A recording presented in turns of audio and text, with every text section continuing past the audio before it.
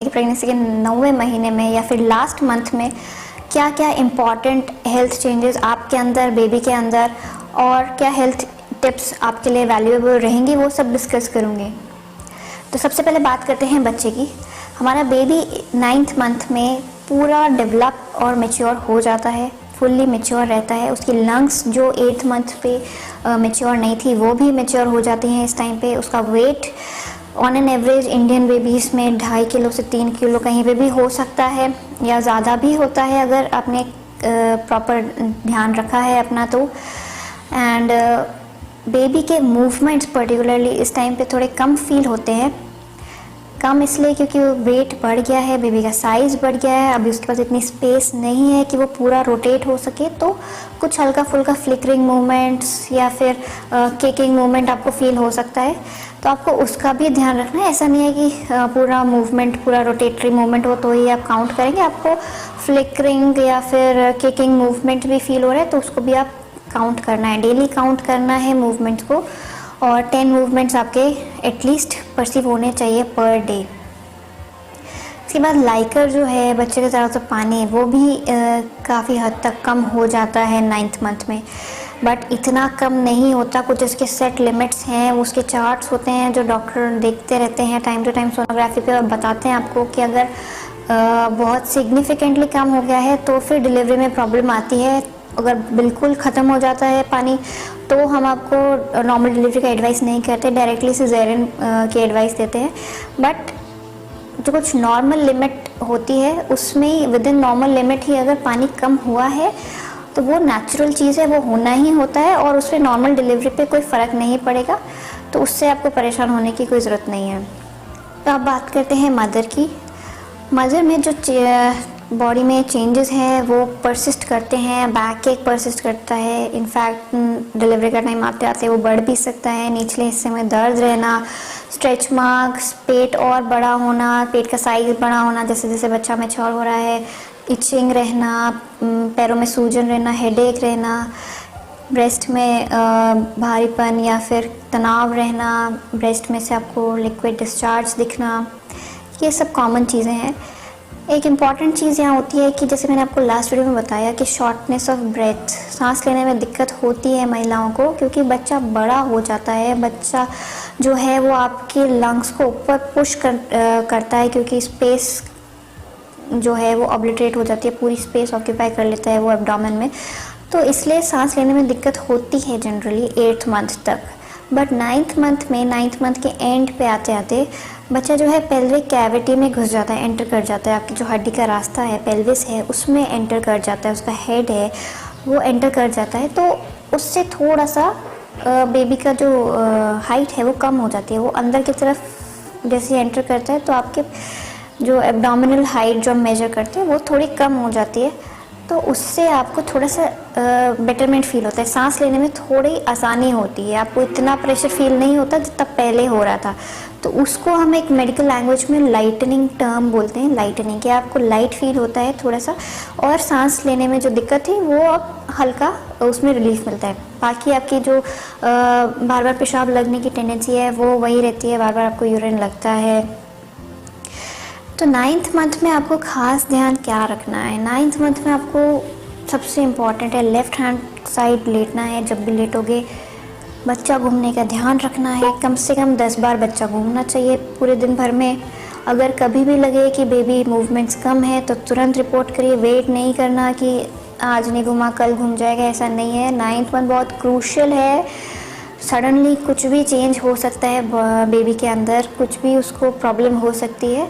सबसे पहले माँ को ही पता चलता है। ये डेली आप अपने बच्चे की धड़कन सुनाने या चेकअप कराने डॉक्टर के पास नहीं जाते हो, आपको ही इस चीज़ का ध्यान रखना है क्योंकि अगर बेबी को कोई भी स्ट्रेस होता है तो सबसे पहले उसके मूवमेंट्स पे फ़र्क पड़ता है।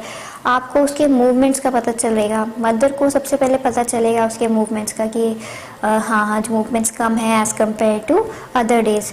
तो आपको अगर कुछ भी ऐसे डार्क साइन लगे कि खतरे का साइन लगे कि कम है, सीरियसली कम है आज, तो आपको वेट नहीं करना है किसी का, तुरंत जाके डॉक्टर को दिखाइए।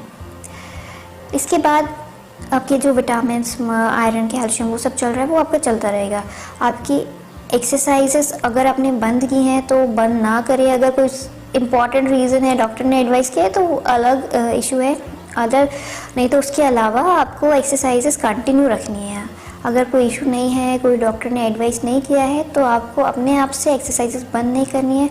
एक्सरसाइजेस इंपॉर्टेंट रहती हैं, आपकी टोन मेंटेन रखती हैं, आपकी स्ट्रेंथ मेंटेन रखती है, डिलीवरी में काफ़ी हेल्पफुल रहती हैं। जिन लोगों ने स्टार्टिंग से एक्सरसाइजेस की होती हैं उनकी मसल्स की स्ट्रेंथ काफ़ी अच्छी होती है और वो नॉर्मल डिलीवरी के पेन्स भी अच्छे से बेयर कर पाते हैं और बेबी की डिलीवरी में भी काफ़ी हेल्प मिलती है। आपको अपनी डाइट का ध्यान रखना है। डाइट में आपको बहुत ज़्यादा जंक फूड नहीं लेना है, आपको लिक्विड्स का जितना हो सके उतना यूज़ करना है, लिक्विड्स इंटेक करना है एंड आपके डॉक्टर ने जो भी आयरन कैल्शियम एडवाइस किए हैं वो सब आपको कंज्यूम करने हैं। आपको जितना हो सके उतना लिक्विड इंटेक रखना है। 8 to 10 ग्लासेस तो कम से कम लेना ही है पर डे। लिक्विड्स में आपके कुछ भी फॉर्म में हो सकते हैं, कोकोनट वाटर, नॉर्मल पानी या फिर जूसेस, फ्रेश जूसेस आप निकलवा के पी सकते हैं। बाकी जो बेवरेजेस है जैसे कोल्ड ड्रिंक्स हो गए या फिर रेडीमेड जो पैक्ड फूड्स आते हैं, पैक्ड जूसेस आते हैं, वो सब अवॉइड करिए। वो अननेसेसरी होते हैं, वो उनमें सिर्फ शुगर की मात्रा ज़्यादा होती है और कुछ न्यूट्रिशन नहीं होता है। आपका वेट 9th मंथ में काफ़ी इंक्रीज़ होता है तो आपको उस हिसाब से अपने खाने पीने पे ध्यान रखना है। डाइटिंग नहीं करनी है बट अनहेल्दी नहीं खाना है, बस इतना ही करिए कि अनहेल्दी नहीं खाइए। जितनी भूख लग रही है उतना खाइए, बार बार खाइए। स्मॉल फ्रीक्वेंट मील्स आप ले सकते हैं बट जंक फूड को अवॉइड करना है, टोटली अवॉइड करना है। स्मोकिंग, ड्रिंकिंग, अल्कोहल या फिर और भी किसी नशीले पदार्थ की सेवन करने की आदत है तो वो सब बंद होना चाहिए प्रेगनेंसी में। किसी भी टाइम पे स्टार्टिंग से लेकर एंड तक 9th मंथ तक आपको उनका यूज़ नहीं करना है। इसके बाद आपको अपने डॉक्टर से कंटिन्यूस फॉलोअप्स रखने हैं। 9th मंथ पे हम वीकली फॉलोअप के लिए बुलाते हैं क्योंकि 9th मंथ बहुत क्रूशल होता है बेबी के लिए और आपके लिए भी। बहुत सारे मेडिकल डिसऑर्डर्स हैं जो सडनली डेवलप हो जाते हैं, बीपी में चेंजेस हो सकते हैं, बच्चे में कुछ भी चेंजेस हो सकते हैं, ग्रोथ चेंज हो सकते हैं, तो इसलिए आपको एवरी वीक अपने डॉक्टर से मिलना, आपका बीपी, वेट, बेबी का हार्ट रेट, बेबी का साइज़, वो सब चेक करवाना बहुत ज़रूरी है। आपको साथ ही साथ डॉक्टर से विज़िट्स में ये फ़ायदा भी है कि आप इंफॉर्मेशन ले सकते हैं। आप अपने डॉक्टर से पूरी तरह से जानकारी लीजिए कि लेबर पेन्स के क्या क्या साइन सिम्टम्स होते हैं, लेबर में स्टेजेस क्या होती हैं, आपकी डिलीवरी में क्या क्या आपको स्टेजेस फेस करनी पड़ेंगी, बच्चे में क्या क्या चेंजेस होते हैं डिलीवरी के टाइम पे। अगर आप ये समझ लोगे ये मैकेनिज़्म ऑफ लेबर प्रोसेस, बच्चा कैसे डिलीवर होता है, तो आपको जब चीज़ें पता होती हैं तो एक जब समझ होती है चीज़ों की तो एंग्जाइटी कम होती है, आप उनको अच्छे से मैनेज कर पाते हो, आप एक रिस्पॉन्सिबल पर्सन की तरह बिहेव करते हो। नहीं तो बहुत बार ऐसा होता है कि लेबर पेन स्टार्ट होते ही भैया हाथ पैर खड़े हो जाते हैं, नहीं करना, नहीं लेबर पेन नहीं बर्दाश्त हो रहा, हमारा सिजेरियन कर दो। तो ये अननेसेसरी कॉम्प्लिकेशंस हैं, अननेसेसरी सिजेरियन रेट्स बढ़ते हैं इन इंडिकेशंस की वजह से। तो आपको उन सब चीज़ों में लैंड अप नहीं करना है, आपको पूरे प्रॉपर मैच्योर तरीके से इस चीज़ को हैंडल करना है। तो आपको सब चीज़ों की जानकारी पहले से होनी चाहिए, आपको पता होना चाहिए फॉल्स लेबर पेन्स आपको कभी भी आए तो आपको क्या करना है, फॉल्स लेबर पेन्स के साइंस क्या क्या होते हैं, उसके रीजंस क्या होते हैं, वो क्यों होते हैं। तो वो सब चीज़ों की जानकारी के लिए आपका बहुत इम्पॉर्टेंट वैल्यूएबल टाइम होता है जब आप अपने डॉक्टर से कंसल्ट करना चाहते हो, आप ये सब चीज़ों की जानकारी ले सकते हो। वार्निंग साइंस के बारे में मैं हर बार बताती हूँ आपको। वार्निंग साइंस में सबसे पहले आता है आपका बेबी का मूवमेंट रिड्यूस होना। कभी लगे कि बेबी ने आज कम मूवमेंट किया है, 10 टाइम्स से कम मूवमेंट हुआ है बच्चे का, तो आपको पता होना चाहिए आपने क्या करना है। सबसे पहले आपको, अगर आपने कुछ खाया पिया नहीं है तो आप कुछ स्वीट लेके खाना खा के या फिर कुछ स्वीट चीज़ लेके लेट सकते हैं लेफ़्ट साइड में और एटलीस्ट 2 आवर्स के लिए आप सिर्फ और सिर्फ बच्चे पे घूमने पे ध्यान दीजिए। अगर फिर भी आपको कोई मूवमेंट परसीव नहीं हुआ है तो आप हॉस्पिटल में डॉक्टर को रिपोर्ट ज़रूर करिए। आपको अपने आप से वेट नहीं करना है कि सब नॉर्मल हो जाएगा अपने आप। उसके बाद आपके कभी भी ब्लीडिंग स्टार्ट होती है, आपको पेन स्टार्ट होता है पेट में, लेबर पेन जिसको हम कहते हैं। लेबर पेन्स के जो कैरेक्टरिस्टिक्स होते हैं कि नॉर्मल हल्का फुल्का खिंचाव हमको हमेशा रहता है प्रेगनेंसी में, वैसा नहीं होता है। ये लेबर पेन जो है आपका रेडिएट करता है, पीठ से स्टार्ट होके नीचे पैर में, जांघों में वो रेडिएट करता है और इंक्रीज होती है इंटेंसिटी। जैसे जैसे टाइम निकलता जाता है पेन बढ़ता जाता है, उसकी इंटेंसिटी बढ़ती जाती है, उसका ड्यूरेशन बढ़ता जाता है, लंबे टाइम तक आते हैं दर्द, और दो दर्दों के बीच में टाइम ड्यूरेशन कम होता जाता है। मतलब कुल मिला के इंटेंसिटी बढ़ रही है, जो कॉन्ट्रैक्शन है उसकी स्ट्रेंथ बढ़ रही है। तो अगर कभी भी आपको ऐसा लगे कि ये लेबर पेन्स है तो आपको हॉस्पिटल में रिपोर्ट करना है। लेबर पेन्स में आपको पेन के साथ साथ आपके यूट्रस में भी टाइटनिंग फील होती है। ऊपर से अगर आप पेट को फील करोगे तो आपका पेट एकदम टाइट आपको फील होगा। फिर जब रिलैक्सेशन वाला पीरियड आता है तो वो रिलैक्स हो जाता है यूट्रस और पेन भी चला जाता है। फिर वापस से जब कॉन्ट्रैक्शन आता है तो पेट भी टाइट हो जाता है। तो ये एक लेबर पेन का कैरेक्टरिस्टिक आप खुद ध्यान रख सकते हो। उसके अलावा आपको कभी भी वाटर बैग रप्चर हो, वाटर बैग में ये रहता है कि कई बार फीमेल्स कंफ्यूज हो जाती हैं, लेडीज़ जो हैं, कि वाइट डिस्चार्ज से वाटर बैग को कंफ्यूज कर लेती है। वाइट डिस्चार्ज नॉर्मल कैरेक्टरिस्टिक है प्रेगनेंसी का, वो आएगा थ्रू आउट 9 मंथ्स आता है और उसमें ना तो इचिंग होनी चाहिए और ना ही कोई फाउल स्मेल होनी चाहिए, तब तो वो नॉर्मल डिस्चार्ज है, प्रेगनेंसी का डिस्चार्ज है, ल्यूकोरिया है। बट अगर उसमें इचिंग है, कोई फाउल स्मेल है तो वो अलग इशू है, वो आप अपने डॉक्टर को ज़रूर बताइए। उसमें इन्फेक्शन हो गया तो आपको उसके हिसाब से ट्रीटमेंट होगा। बट वाटर बैग जो होता है वो सडनली बहुत सारा गश ऑफ वाटर आता है, आपको ऐसा नहीं हल्का फुल्का बस पैंटी पे स्टेन होगा, ऐसा नहीं है। वो आपके पूरे कपड़े भीग जाएंगे, आप कहीं पे बैठे हो तो सडनली आपके पूरे बेडशीट या फिर पूरा खड़े हुए हैं तो पूरे आपके नीचे तक पैरों में पे पानी आ गया, पेशाब जैसा पानी, एकदम लिक्विड वाटर, वो होता है अपना वाटर बैग का रप्चर होना। वो अगर कभी भी हो आपको तो आपको रिपोर्ट करना है, क्योंकि वाटर बैग अगर लीक हो गया है तो फिर डिलीवरी करवानी पड़ती है। अगर बेबी सफिशेंटली मैच्योर है बट और कोई रीज़न नहीं है डिलीवरी डिले करने का तो फिर हम प्रेफर करते हैं कि आपकी डिलीवरी हो। कुछ वार्निंग साइंस हैं जिनमें आपको हॉस्पिटल में रिपोर्ट करना है। And important thing, delivery date जो है आपकी first day of your last period उससे डिसाइड हो जाती है। आपकी फर्स्ट सोनोग्राफी जो होती है, अगर आपको डेट याद नहीं है तो सोनोग्राफी से हम लोग डिसाइड करते हैं, बट ये प्रेगनेंसी के स्टार्टिंग में ही डिसाइड हो जाता है कि आपकी डिलीवरी डेट क्या होनी है।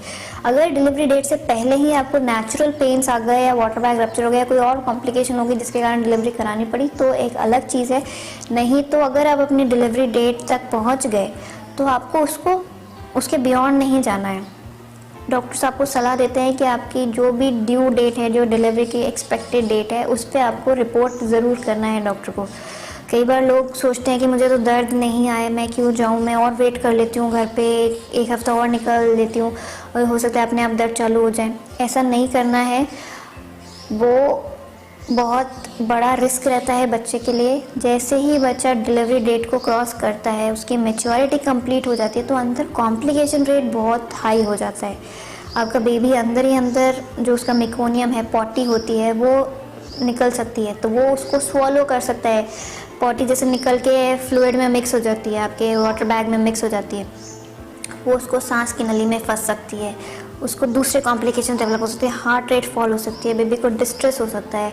इसके अलावा और दूसरी बहुत सारी चीज़ें हैं जो ड्यू डेट के बाद सडनली मदर को और बेबी को कॉम्प्लिकेशंस डेवलप होती हैं, तो हम लोग एडवाइस नहीं करते। अगर आपको नॉर्मल लेबर पेन्स का ही वेट करना है तो फिर वो आपको डॉक्टर के सुपरविजन में ही करना है। उसके लिए भी हम आपको एवरी डे, या तो अगर आप पास में रहते हैं तो आप डेली आपके फीटल हार्ट रेट की चेक करा के जाइए। जो हम लोग NST करते हैं बच्चे का, नॉन स्ट्रेस टेस्ट होता है, उसमें बेबी का पूरा एक हार्ट का ट्रेसिंग निकलता है। उसमें जैसे ECG होता है बड़े लोगों में, वैसे ही NST होता है बेबीज़ के लिए। तो वो हम डेली फिर आपको एडवाइस करते हैं कि आप डेली आके वो करवा के जाइए। जब तक ठीक चल रहा है तब तक आप और 2-4 दिन आप निकाल सकते हैं, बट अपने हिसाब से नहीं आना है, नहीं जाना है, ऐसे नहीं करना है। आपको ड्यू डेट पे आप रिपोर्ट करिए आप क्या चाहते हो। अगर आप चाहते हो और थोड़ा वेट करना तो फिर वो डॉक्टर के सुपरविजन में वेट करेंगे। आप हॉस्पिटल अगर बहुत दूर से आते हैं तो हॉस्पिटल में स्टे करिए और वहाँ पे एटलीस्ट डॉक्टर्स होते हैं तो एटलीस्ट आपके डेली बेबी के मूवमेंट्स, बेबी की हार्ट रेट, ग्रोथ, वो सब पे ध्यान रखते हैं तो कॉम्प्लिकेशन रेट हम लोग उस तरीके से कम कर सकते हैं। नहीं तो आपको ड्यू डेट पे आना है। जनरली होता यही है, आपको ड्यू डेट पे बुलाते हैं, अगर आपको नहीं पेन आए हैं तो उससे ज़्यादा बियॉन्ड वेट करने का कोई मतलब नहीं है। बेबी का पानी कम हो रहा होता है, उसका वेट बढ़ रहा होता है, तो डिलीवरी में कॉम्प्लिकेशंस ज़्यादा होती हैं। तो हम लोग 40 वीक्स ड्यू डेट पे अगर पेन नहीं आए तो दवाइयों से पेन इंड्यूस कर देते हैं, दवाई डालते हैं आपको, उससे पेन स्टार्ट हो जाते हैं। बाकी प्रोसेस एकदम नेचुरल होता है, उसमें और कुछ भी डॉक्टर का इंटरफेरेंस नहीं होता है, कुछ अननेचुरल नहीं है ये, आप इससे डरिए मत। ये आपका हेल्प करने के लिए ही होता है, आपको बस हम दवाई लगाते हैं, जेल्स होते हैं, कुछ टैबलेट्स आती हैं या ड्रिप्स में हम दवाई लगा सकते हैं। पेन इंड्यूसिंग ट्रीटमेंट होता है, पेन हम स्टार्ट कर देते हैं, बाकी बॉडी फिर अपने हिसाब से अपने आप सारे चेंजेस लेबर का स्टार्ट हो जाता है और डिलीवरी बहुत ही आराम से और ईजीली हो जाती है। तो ये कुछ मेरे टिप्स एंड हेल्थ एडवाइसेस थे 9th मंथ के लिए।